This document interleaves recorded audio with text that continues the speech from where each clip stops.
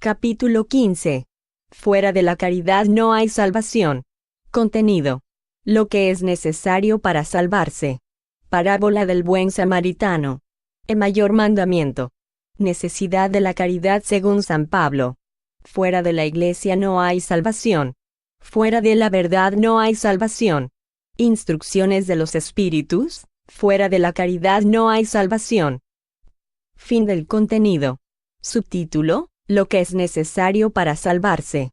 Parábola del buen samaritano. 1. Cuando el Hijo del Hombre venga en su majestad, acompañado de todos los ángeles, se sentará en su trono de gloria. Reunidas ante él todas las naciones, él separará los unos de los otros, como el pastor separa las ovejas de los cabritos, y colocará las ovejas a su derecha, y los cabritos a su izquierda. Entonces dirá el Rey a los que estén a su derecha: Venid, benditos de mi Padre, tomad posesión del reino preparado para vosotros desde el principio del mundo. Porque tuve hambre, y me disteis de comer, tuve sed, y me disteis de beber, no tenía techo, y me hospedasteis, estuve desnudo, y me vestisteis, estuve enfermo, y me visitasteis, estuve en prisión, y fuisteis a verme.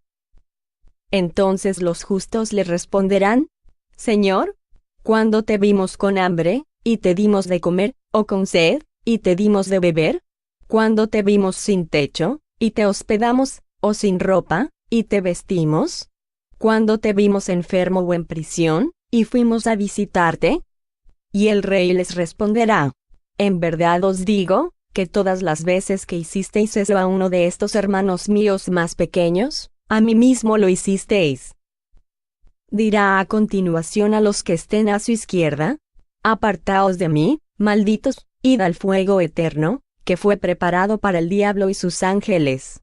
Porque tuve hambre, y no me disteis de comer, tuve sed, y no me disteis de beber, no tenía techo, y no me hospedasteis, estuve sin ropa, y no me vestisteis, estuve enfermo y en la cárcel, y no me visitasteis. Entonces ellos también responderán: Señor, ¿cuándo te vimos con hambre, con sed, sin techo o sin ropa, enfermo o en prisión, y no te asistimos?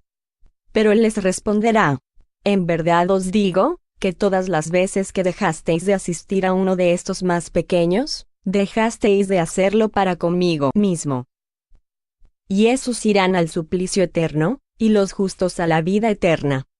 San Mateo 25, 31-46. 2.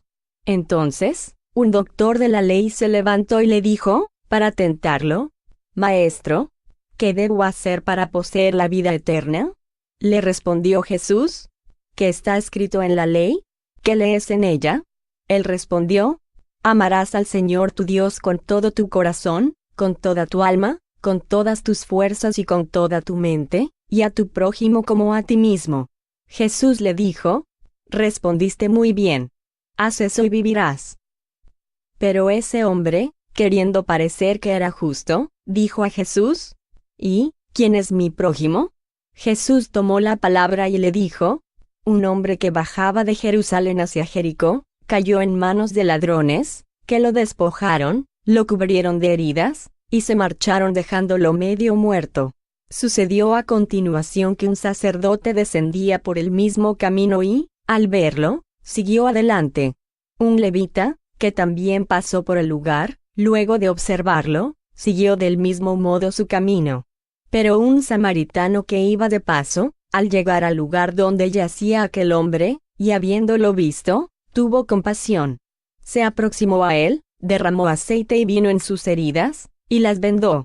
Después lo acomodó sobre su propio caballo, lo llevó hasta una posada y cuidó de él.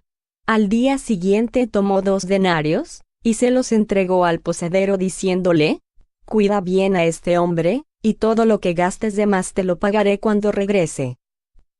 ¿Cuál de los 3 te parece que ha sido el prójimo de aquel que cayó en manos de los ladrones? El doctor le respondió: Aquel que practicó la misericordia para con él. Entonces ve, le dijo Jesús, y haz tú lo mismo.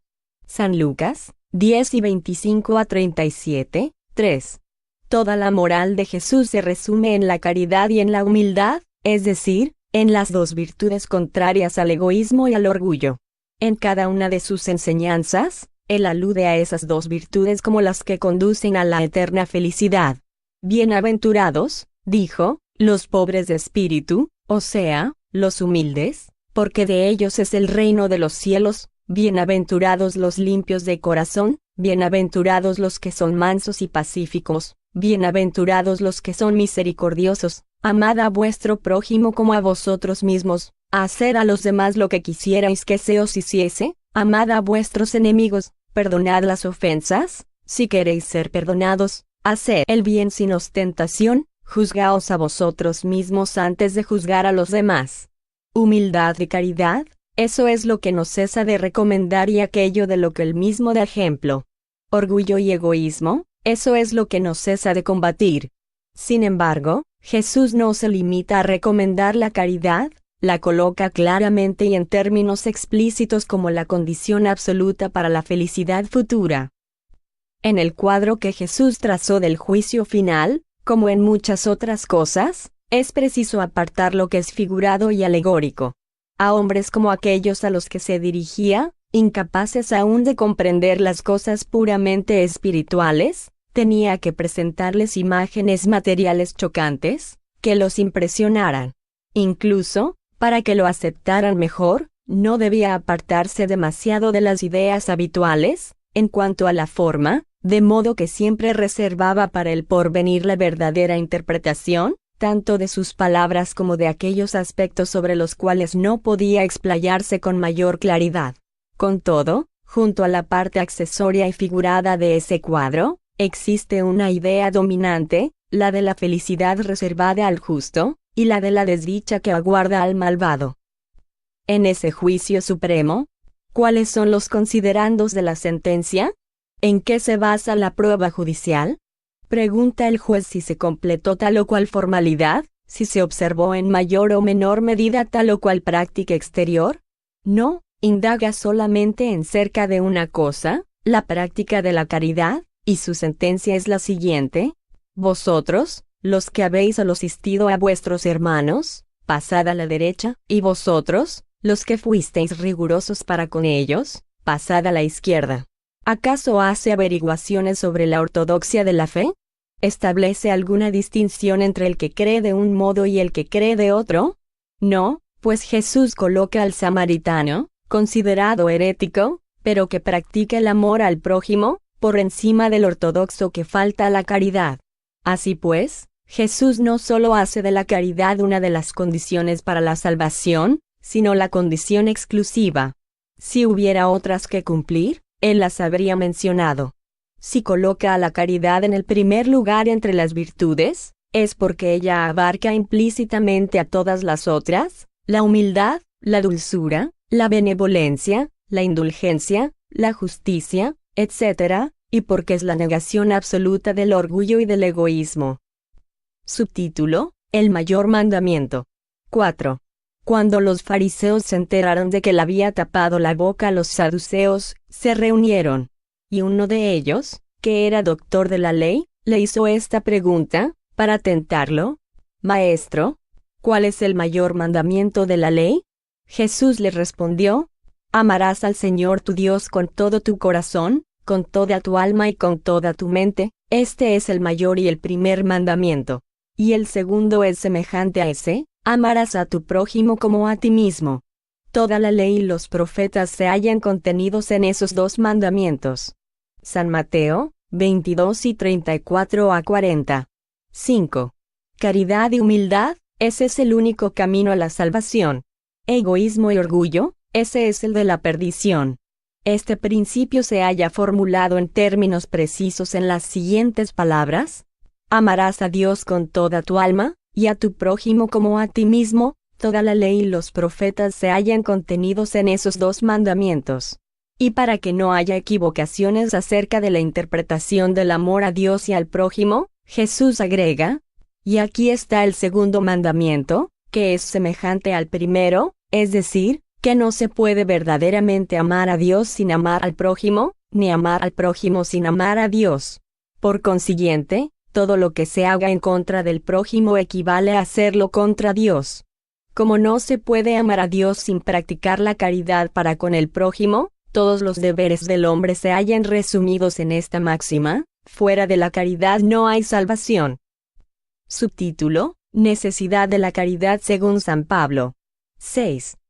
Aunque yo hablara las lenguas de los hombres y hasta la lengua de los ángeles, si no tengo caridad, solo soy como el bronce que resuena o como el címbalo que retiñe.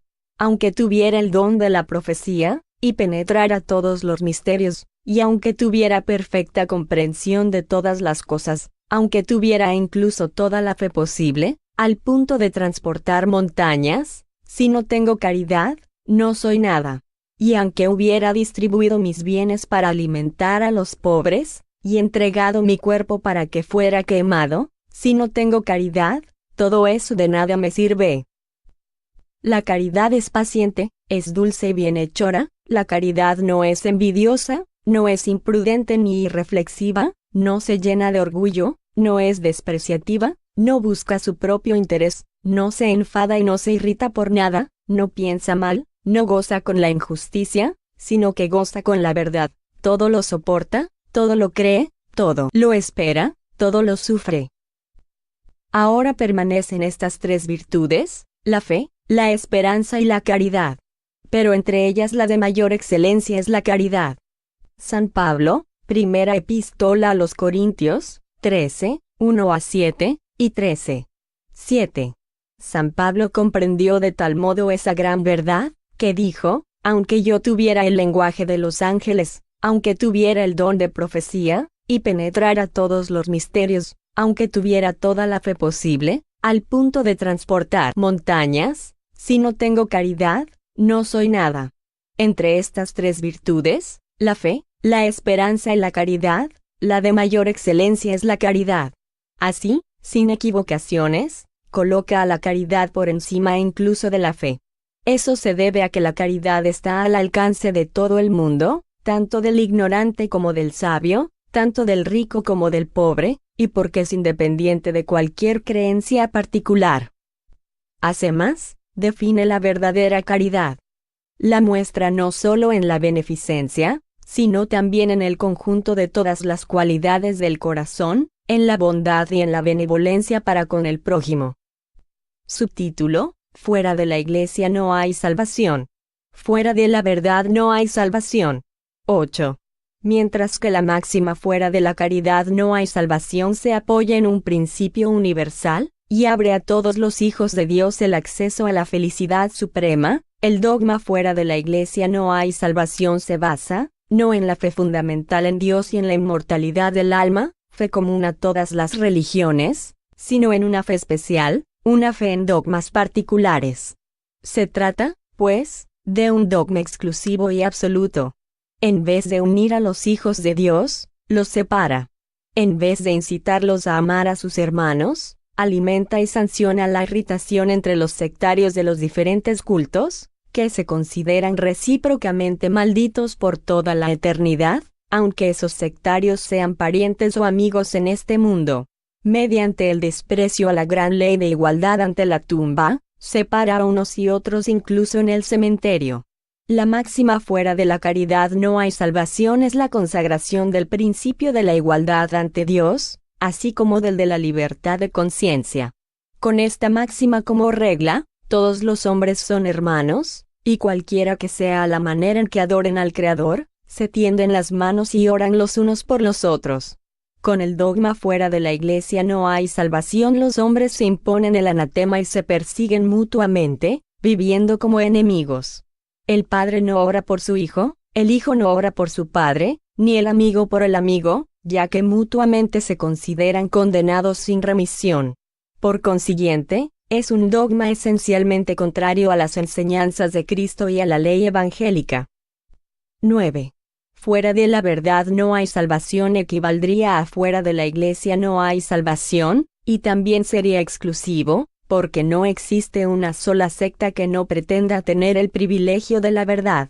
¿Qué hombre podría vanagloriarse de poseerla de modo integral, cuando el círculo de los conocimientos se amplía sin cesar y las ideas se rectifican cada día? La verdad absoluta es una prerrogativa exclusiva de los espíritus de la categoría más elevada, y la humanidad terrenal no podría pretender poseerla, pues no le es dado saberlo todo. La humanidad solamente puede aspirar a una verdad relativa y proporcional a su adelanto.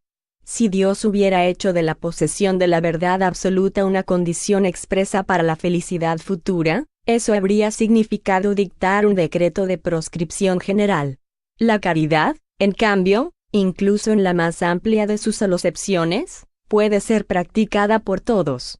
El espiritismo, de acuerdo con el Evangelio, al admitir la salvación para todos, sea cual fuere su creencia, siempre que sea respetada la ley de Dios, no dice, fuera del espiritismo no hay salvación, y como no pretende enseñar aún toda la verdad, tampoco dice, fuera de la verdad no hay salvación, máxima que, en lugar de unir, dividiría y perpetuaría los antagonismos. Subtítulo: Instrucciones de los Espíritus. Fuera de la caridad no hay salvación. 10. Hijos míos, en la máxima fuera de la caridad no hay salvación se hallan contenidos los destinos de los hombres en la tierra y en el cielo. En la tierra, porque al amparo de esa bandera ellos vivirán en paz. En el cielo, porque los que la hayan practicado encontrarán gracia ante el Señor. Esa divisa es la antorcha celestial, la columna luminosa que guía al hombre en el desierto de la vida, para conducirlo a la tierra prometida. Brilla en el cielo como una aureola de santidad en la frente de los elegidos, y en la tierra, está grabada en el corazón de aquellos a quienes Jesús dirá: pasad a la derecha, benditos de mi Padre. Los reconoceréis por el aroma de la caridad que esparcen alrededor suyo. Nada expresa mejor el pensamiento de Jesús, nada resume tan bien los deberes del hombre, que esa máxima de índole divina. Nada mejor podía hacer el espiritismo, para probar su propio origen, que presentarla como regla, pues esa máxima constituye el reflejo del más puro cristianismo. Con una guía así, el hombre nunca se desviará. Dedicaos, pues, amigos míos, a comprender su profundo sentido y sus consecuencias, a buscar por vosotros mismos todas sus aplicaciones. Someted la totalidad de vuestras acciones al control de la caridad, y vuestra conciencia os responderá. No solo evitará que cometáis el mal, sino que también os ayudará a practicar el bien, pues no alcanza con una virtud negativa, hace falta una virtud activa. Para hacer el bien, se requiere siempre la acción de la voluntad. En cambio, para no practicar el mal, alcanza en muchas ocasiones con la inercia y la indiferencia. Amigos míos, agradeced a Dios que os ha permitido que pudieseis gozar de la luz del espiritismo. Esto no significa que solamente quienes poseen esa luz serán salvados, sino que, al ayudaros a comprender mejor las enseñanzas de Cristo, os hace mejores cristianos. Así pues, haced que, cuando os observen vuestros hermanos, puedan decir que el verdadero espírita y el verdadero cristiano son una sola y la misma persona, dado que todos los que practican la caridad son discípulos de Jesús, sea cual fuere el culto al que pertenezcan. Pablo, apóstol. París, 1860.